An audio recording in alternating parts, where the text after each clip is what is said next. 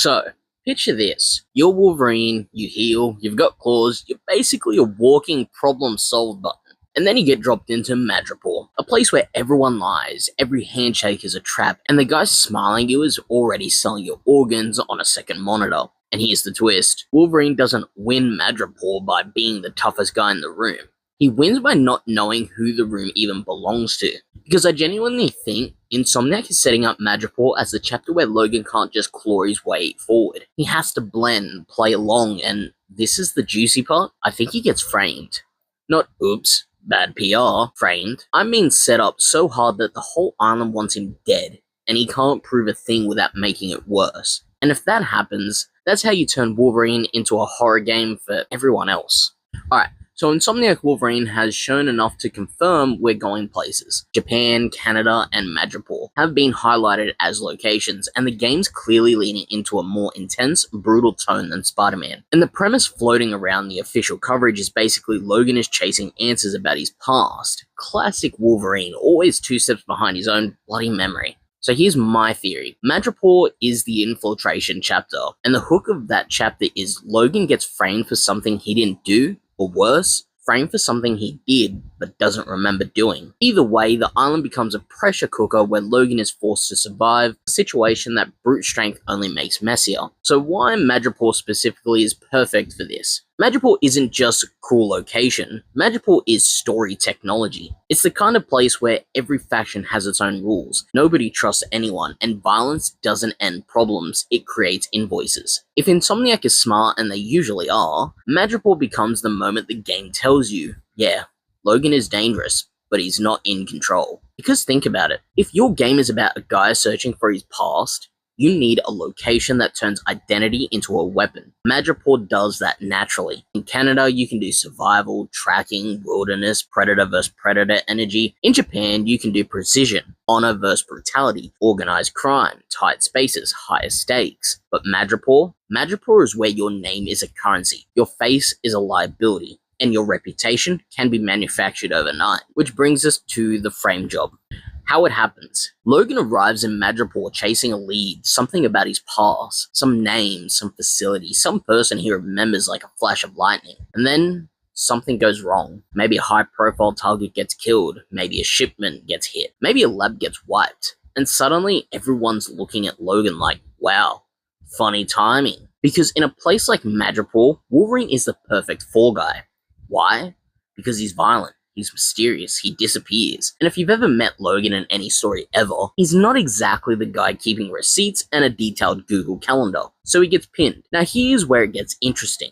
The frame job isn't just the villains did it. It's designed to force Wolverine to do one of 2 things. First option, run, which makes him look guilty. Second option, fight back, which proves the rumor's true. And Logan being Logan will probably do option 2 aggressively. So the chapter becomes this spiral where every attempt to clear his name makes him look worse. How Insomniac can make this feel different from Spider-Man?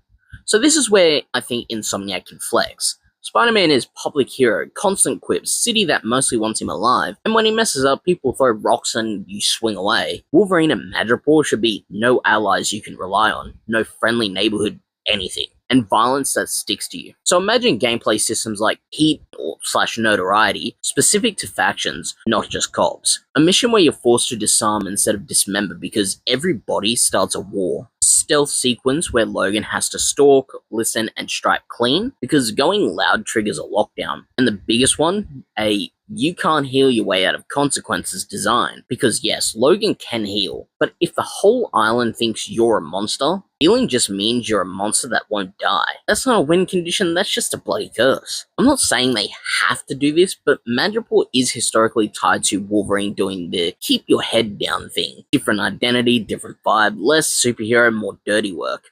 Insomniac could take that idea and modernize it. Not a full disguise simulated, just enough of a shift to make you feel like Logan is operating in enemy territory, where being Wolverine is basically wearing a neon sign that says, please start shooting me now. Even small touches would sell it. Forced to enter certain areas unarmed, meeting contacts in crowded bars where violence is the wrong answer, having to choose between leaving someone alive to keep peace or taking the Wolverine solution and dealing with the fallout. That's how Madripoor becomes a tone chapter, not just a map. I think the twist is the frame job will connect to his past. And here's my favorite part of the theory. Framing isn't random, it's personal, because the whole game's premise is Logan hunting answers about his past. So the frame job is the story pushing on his biggest weakness. He doesn't fully know what he's done, meaning the villains don't even need to invent a lie.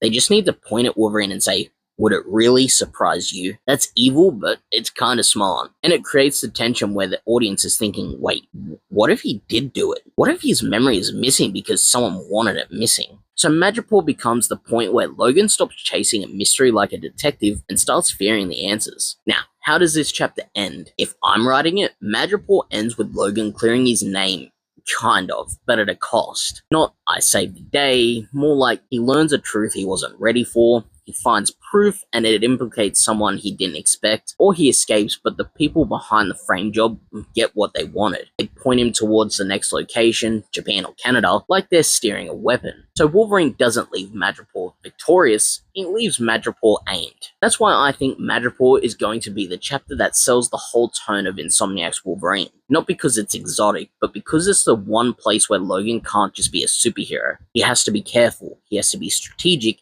and he has to survive a situation where the most dangerous thing isn't a boss fight, it's just a rumor. If this series hits, Madripoor is going to be the, oh, this isn't Spider-Man moment. The chapter where you realize Wolverine doesn't swing away from consequences, he walks through them, and they follow him.